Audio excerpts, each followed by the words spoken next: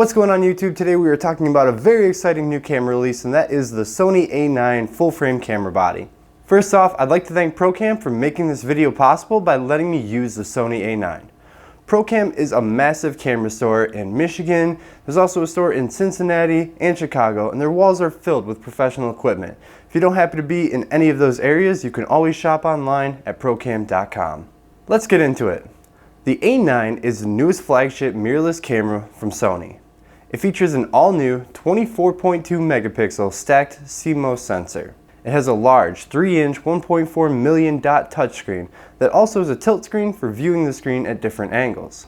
On the exterior, Sony has added 4 customizable buttons that you can use to add your most commonly used modes to decrease the amount of time you spend navigating the menus. On the top you'll find 4 dials. On the right of the viewfinder, you'll find a dial for various shooting modes and a 3-stop EV compensation dial. On the left, there's a dial for the shooting drive, and underneath that, a focus mode dial. The record button has been moved from the thumb position to the bottom right of the EVF. They also added a new, dedicated multi-selector control pad which lets you quickly adjust your focus point. The multi-selector can be used for diagonal movement in addition to the 4-way D-pad. This is a necessary addition considering the Sony A9 has a whopping 693 phase detection autofocus points covering 93% of the entire frame.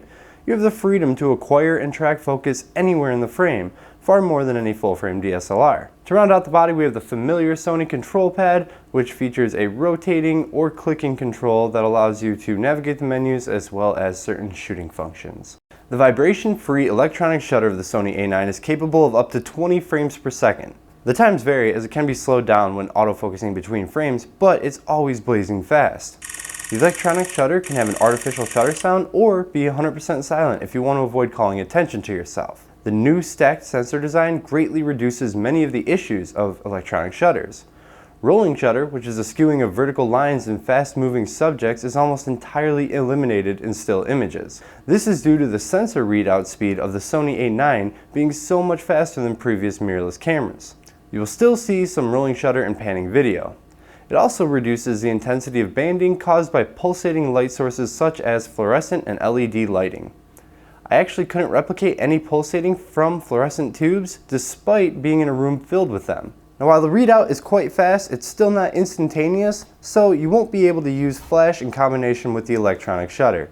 The electronic viewfinder also provides a blackout-free shooting experience. So even when you are shooting fast action at 20 frames per second, you have a fluid viewing experience that helps you better track the motion. As you are shooting, you will notice the speed of both autofocus and auto exposure changes within the viewfinder. The A9 processes up to 60 autofocus and auto exposure changes per second, depending on your camera settings. All these adjustments are displayed to you in 120 frames per second, creating a very natural electronic viewing experience. Sony also included their amazing 5-axis in-body image stabilization. Regardless of the lens you choose, this stabilization means more steady video footage and sharper still images as the camera compensates for the movement of the user.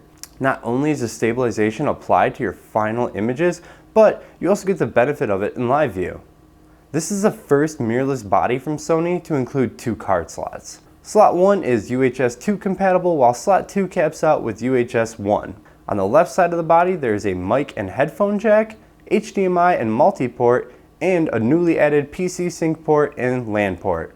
PC sync port is welcome for hooking up to some older strobe units, and the LAN port is a welcome addition for anyone looking to offload images at an extremely fast rate, and also adds flexibility in connecting directly to FTP servers. Next, the previously criticized battery has been replaced with a new NP FZ100 battery that is capable of up to 480 images on a single battery. Record time has also been increased from 60 minutes to 120 minutes. All of these additions come with very little increase in body bulk. It weighs about 1.5 pounds and only 50 grams more than the A7R II.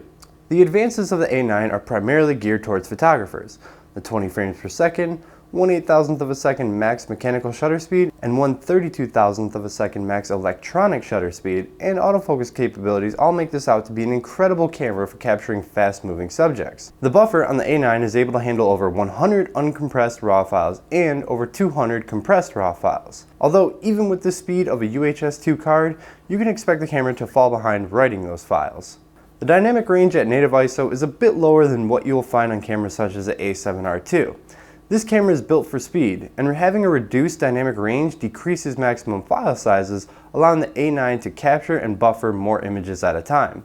The low light capabilities are fantastic. The ISO range goes from 100 to 51,000 and can be expanded down to 50 and up to 204,000. To my personal taste, I find the images up to 25,000 usable as a deliverable image.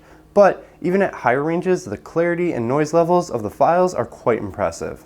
The dual card slots are a welcome addition to wedding photographers and photojournalists and anyone looking to have added security when transferring their images. The continuous autofocus is where this camera shines the brightest. The 693 focus points track moving subjects so well. This goes for both movement across the frame as well as subjects moving toward or away from you. The eye autofocus and face detection both work very intuitively even when the eye makes up a tiny portion of the frame.